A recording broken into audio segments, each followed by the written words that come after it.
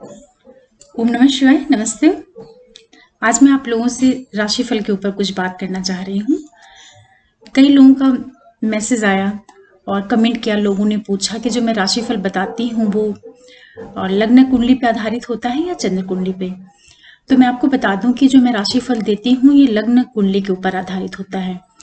क्योंकि अगर चंद्रमा से राशिफल बताने की कोशिश करेंगे तो चंद्रमा से जो रिजल्ट निकल के आएगा वो सिर्फ हमारे इमोशनल लेवल से जुड़ी हुई जो चीज़ें हैं सिर्फ उन्हीं को वो दिखा पाएगा। और लग्न से क्या हो जाता है कि लग्न में जो चीज़ें, जो प्लैनेट्स जहाँ पे बैठे हुए हैं तो उनके थ्रू जो हम एनालिसिस करते हैं वो हमारी जो फिजिकल लाइफ है, जो हमारी अचीवमेंट्स हैं, उनसे जुड़े हुए परिणाम की ओर इंगित करता है। और चंद्रमा पे आधारित जो परिणाम होता है, हालांकि डेली की लाइफ में चंद्रमा का बहुत ज़्यादा इन्फ्लुएंस है, उससे इनकार नहीं किया जा सकता है, लेकिन फिर भी चूंकि चंद्रमा से जो परिणाम निकल के आएगा वो सिर्फ आपको ये दिखाता है कि जो ये टाइम निकलने वाला है वीक का, वो मेंटल लेवल पर किस तरीके से, इमोशनल लेवल पर आपको किस तरीके से प्रभावित करेगा। और लग्न से जो है कंप्लीट जो अचीवमेंट्स होती हैं वो सारी चीज़ें पता चलती हैं। तो मेरा तो यही सजेशन रहेगा कि जब भी राशिफल हो तो वो लग्न के ऊपर आधारित रहता है, तो कहीं उससे ज़्यादा सटीक परिणाम मिलते हैं। और दूसरा क्या है कि लग्न से जब कैलकुलेट करके राशिफल बताया जाता है तो वो ओवरऑल एक कंप्लीट एनालिसिस हो जाती है। और उस 7 से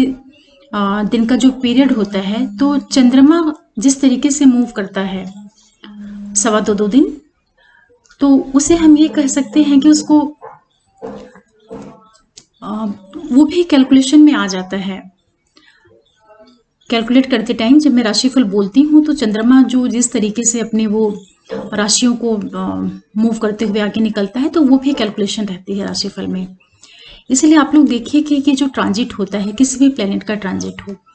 चाहे वो बड़े प्लेनेट्स हो, मेजर प्लेनेट, उनका ट्रांजिट हो, या फिर जो प्लैनेट्स बहुत जल्दी जल्दी अपना ट्रांजिट चेंज करते हैं, जैसे चंद्रमा है, तो चंद्रमा तो हर 2.25 दिन में एक राशि मूव करके और 30 डेज में पूरा वो जोडिक साइकिल को क्रॉस कर जाता है। लेकिन जैसे सूर्य है वो भी ऑलमोस्ट 30 डेज में एक राशि को पूरा कर लेता है। फिर उसके बाद और जो प्लैनेट्स हैं, बुध है, शुक्र हैं, इनका भी जो ट्रांजिट होता है बहुत शॉर्ट पीरियड के होता है। लेकिन जो हमारे मेजर प्लैनेट्स हैं, जैसे सैटर्न है, राहु केतु हैं और जुपिटर हैं, इनका जो ट्रांजिट होता है कि राशि में, काफ़ी लंबे टाइम के लिए होता है। तो हमारी लाइफ से जुड़ी हुई जितनी भी अचीवमेंट्स होती हैं, चाहे वो किसी चीज़ का कंस्ट्रक्शन हो, मैरिज हो, बच्चों का बर्थ हो, कोई भी ऐसी चीज़ जो बहुत लॉन्ग टर्म इफेक्ट डालती है अपनी लाइफ के ऊपर, वो सारी चीज़ें लग्न का जो ट्रांजिट होता है वह उसके लिए रिस्पॉन्सिबल होता है, उस घटना को देने के लिए। हाँ, ये ज़रूर है कि जब कोई भी रिजल्ट आपको देखना है तो जो चेंजेस आ रहे हैं, जो भी चेंजेस आ रहे हैं, तो अगर उनको आप चंद्र कुंडली से भी चेक कर लें तो वो ये ज़रूर आपको बता सकता है कि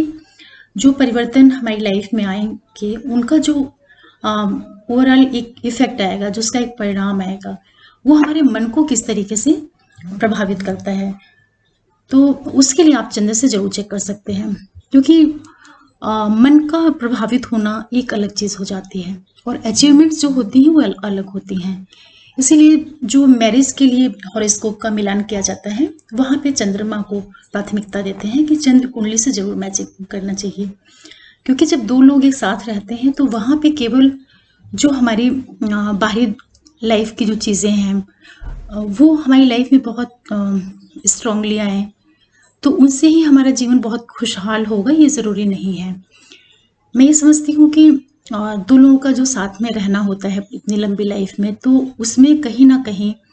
भौतिक जो हमारी अचीवमेंट्स होती हैं उनका रोल होता है, ऐसा नहीं है कि नहीं है।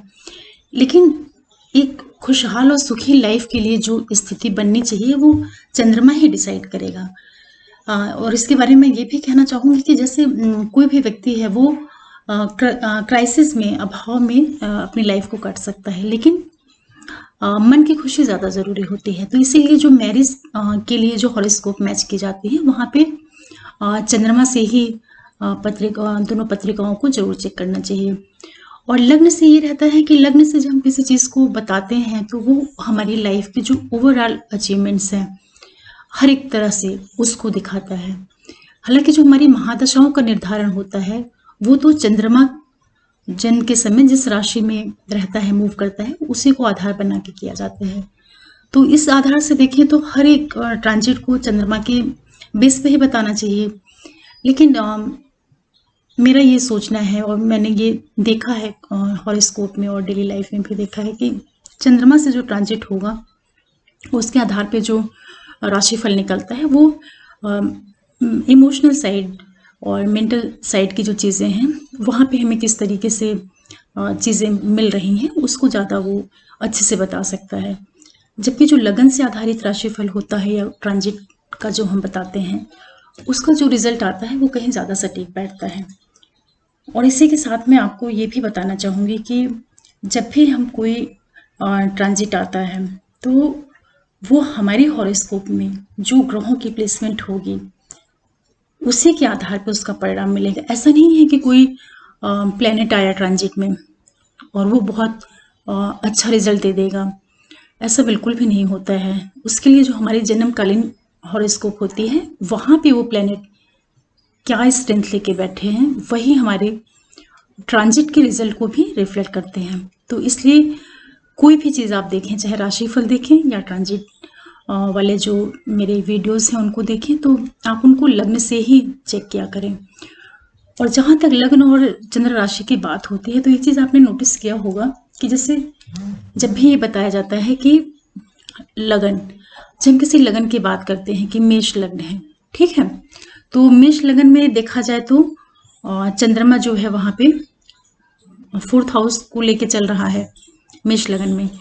तो जब मेष लगन के अकॉर्डिंग सारे प्लैनेट्स को प्रेजेंट ट्रांजिट में सेट करके जब कोई रिजल्ट बताया जाता है तो वहाँ पे जो चंद्रमा का सबसे ज़्यादा इन्फ्लुएंस है या जो एक रिलेशन बन रहा है वो चौथे भाव से बन रहा है ना। तो जितनी भी चौथे भाव से संबंधी जो चीज़ें होंगी उस पर उसका कोई कहीं बहुत ज़्यादा एक लगता है कि उसके ऊपर प्रभाव आ रहा है, एक इम्पैक्ट आ रहा है। और जब हम चंद्रमा को भी आधार बना करके किसी चीज़ का प्रेडिक्शन करते हैं तो वहाँ पे भी वही स्थिति बनती है कि हम जो हमारी मून साइन है उसको हम लग्न में एक तरीके से उसको जिस भी जगह पे है उसको एक उसको मतलब इमेजिनरी ये मान लेते हैं कि जहाँ चंद्रमा बैठा हुआ है उसी को एक नंबर से जोड़ करके फिर आगे की चीज़ों को कैलकुलेट करते हैं। तो मेरा ये कहना है कि जो राशिफल है वो लग्न आधारित ही अधिक अच्छा परिणाम देता है। ऐसे सबका अलग अलग एक्सपीरियंस है। कुछ लोग सोचते हैं कि जो मून के आधार पे जो ट्रांजिट का रिजल्ट मिलता है वो कहीं ज़्यादा सटीक बैठता है, तो उसको मैं इमोशनल लेवल पे मान सकती हूँ कि चंद्रमा से जो हमें परिणाम मिलेगा गोचर का वो ये चीज़ को शो करेगा कि जो भी हमारी लाइफ में घटनाएं घटने वाली हैं या जो भी अचीवमेंट्स मिलने वाली हैं सक्सेस के रूप में, फेल्योर के रूप में, तो वो हमारे मन को किस तरीके से, मन पे किस तरह से प्रभाव डालेंगे। इस तरीके से आप इसको समझ सकते हैं। और लग्न से जो गोचर होता है वो बिल्कुल क्लियर दिखाता है कि हमें हमारी लाइफ में किस एज में क्या चीज़ें अचीव होंगी, क्योंकि जितना लग्न हमारा शरीर हो गया और जो भी चीज़ें हमारी लाइफ में बाहर से आती हैं वो भी एक तरीके से उनकी भी एक आइडेंटिटी होती है। और जो बॉडी हमारी बाहर से दिख रही है वो उसकी भी एक पहचान है क्योंकि वो बॉडली फॉर्म में है। तो लग्न का जो ट्रांजिट है आप उसको इस तरीके से भी जोड़ के देख सकते हैं कि जैसे हमारे शरीर से जुड़ी हुई बाहर की जितनी चीज़ें हैं तो वो हमें, जो हम लग्न को आधार बना के और ग्रहों के साथ में जो उनका प्लेसमेंट है उसके साथ जब हम उन्हें कैलकुलेट करते हैं तो वो कहीं ज़्यादा सटीक परिणाम मिलता है। और जो चंद्रमा की कुंडली से होगा तो जैसे मून है तो मून मन को उसने डिनोट किया, तो मून से जो गोचर का रिजल्ट आएगा वो ऐसा लगता है मेरे को कि वो आपके मन और आप उस चीज़ से कितना ज़्यादा सेटिस्फाइड हो रहे हैं या खुश हो रहे हैं या आपको दुख मिल रहा है। तो चंद्रमा का गोचर इस तरीके से व्यक्ति की मनोस्थिति को व्यक्त करता है। तो मैं समझती हूँ कि जो छोटा सा मैंने आप लोगों के साथ में डिस्कशन किया इससे आपको एक हल्की सी आइडिया लग गई होगी कि राशिफल जो होता है चाहे वो वीकली हो, मंथली हो या ईयरली राशिफल हो, तो वो उसको उसका बेस क्या है, उसका आधार क्या है। तो मैं तो लगन से ही बताती हूँ। हालाँकि ये ज़रूर है कि जब लग्न से भी हम आपको बताते हैं तो वहाँ पे जो चंद्रमा की पोजीशन है वो किस तरीके से चेंज हो रही है वो 7 दिनों के अंदर, उसको भी मैं मेंटली कहीं न कहीं कैलकुलेशन में ले लेती हूँ। तो उसका भी आपको एक जो टेम्परेरी इफ़ेक्ट है, जो उसका एक टेम्परेरी फ़ेज़ रहता है 7 दिनों के बीच में, अलग-अलग राशियों में कौन-कौन से भावों को कैसे छोड़ के आगे निकल रहे हैं, तो वो भी उसमें वो पूरा कंप्लीट इंक्लूड हो जाता है। तो आशा कर रही हूँ कि आप लोगों के अंदर जो एक डाउट है, कई बार मुझसे कई लोगों ने कमेंट में भी लिखा इस चीज़ को। जब मैंने बहुत पहले